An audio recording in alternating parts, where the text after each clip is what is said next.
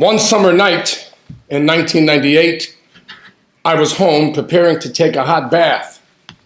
We had landlines then, no cell phones or smartphones. So I had taken my landline phone with an extended green cord and dragged it into the bathroom. It was my plan to call my dad to get his correct home address so I could send him a copy of a story I had written and gotten published in a writer's magazine called The Sun magazine. The story was called A Boy's Desire, an essay that dealt with a boy's inner struggle with his own eros based on his relationship to the first man in his life, his father, my relationship with my father, the man I desired most. I had mustered the courage this night to share with him what it was like for me growing up as a gay boy. My dad rarely reached out to me, and when he did, there was always this strained sensation between us, a sensation that reminded me he didn't know how to relate to me, and the only relationship we ever had was one where he pretended that between us there was no friction. So I climbed into the bath and I set up a place near the tub to hold the phone from falling. And I called him. He answered, and then his voice had a pushed excitement when he heard it was me.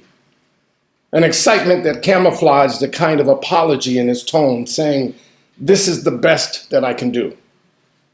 We talked bullshit for a while, both of us pretending to have something to say, and neither one of us saying what we really wanted to say.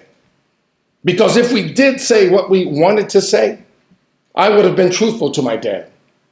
I would have told him how much I needed him, how much I struggled to love him, how much I wanted something from him.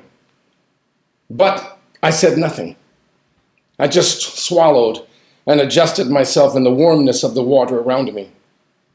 And then my father started talking about his new son, my little brother, and what a joy it was to watch him grow. I never heard him speak like this, but now he was in his 70s, a time for him of unfiltered truth, his past sins forgotten. I was my father's third son in the first of his four families. The first family being with my mother, the only woman he actually married.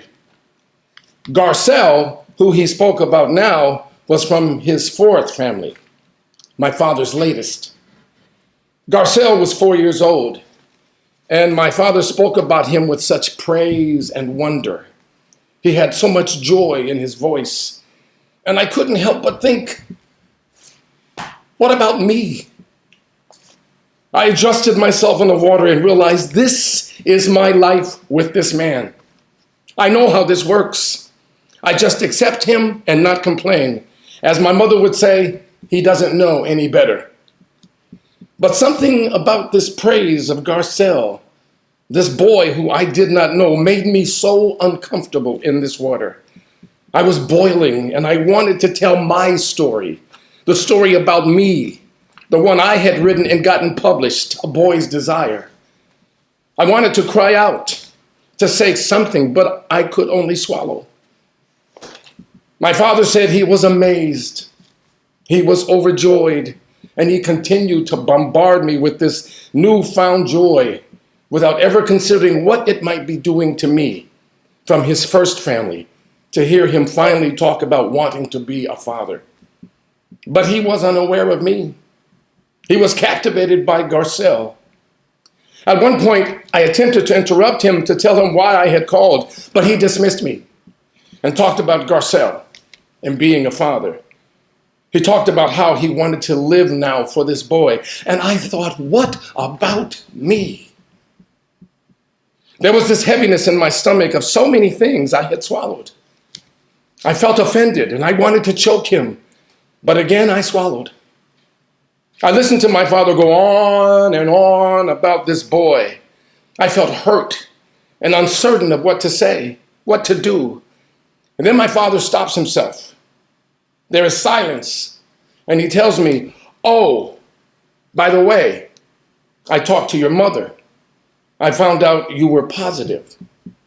Why didn't you tell me? I wanted to reach through the phone and hit him to hurt him, to wake him up.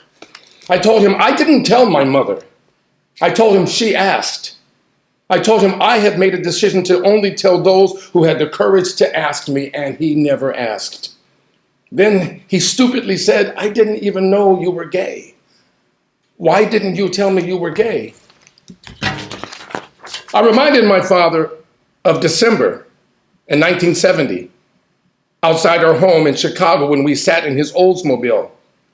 I was 16 and on a campaign to out myself to my immediate family. It was unbearable being different and having these feelings and having no one who I could trust wouldn't freak out. I sat my family down one by one to bare my soul so I could breathe. And this day, this night during Christmas vacation, sitting in his luxury sedan, was his turn. The inside's warm, conditioned air blew onto us as the outside air around us froze on the windows. I gathered my inner courage as my dad yammered about my mother and her problems.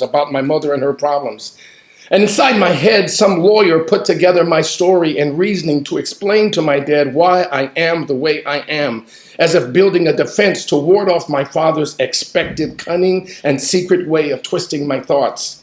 He was skilled at using words to confuse those he saw beneath him.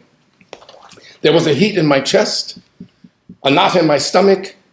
My hands were cold, my breathing making clouds of steam like a fire-breathing dragon. And then I told him, Pops, I'm gay. I reminded him of that night and let him know how I felt, as if some piece of wire or rubber in me seemed to tighten. And then I questioned, how could he forget something like that? One of the biggest taboos in the Black community at that time. There was a big pause on the line, and he said, I want you to know that if anything ever happens to you, I would be there. I was so outraged how he had completely circumvented my courageous moment. This moment when I was going to send him a published part of me that I had never shared. I felt unimportant to him, unimportant to life, just like I always felt. And in that moment, I didn't care if he loved me or not.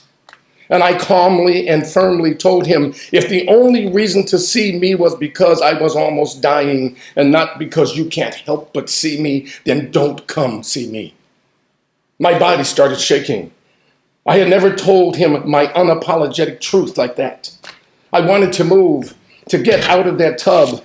My body was vibrating. I couldn't stay still. I told him I had to get off the phone, and I put the phone down. I kept myself in movement, one thing after another, one moment into the next.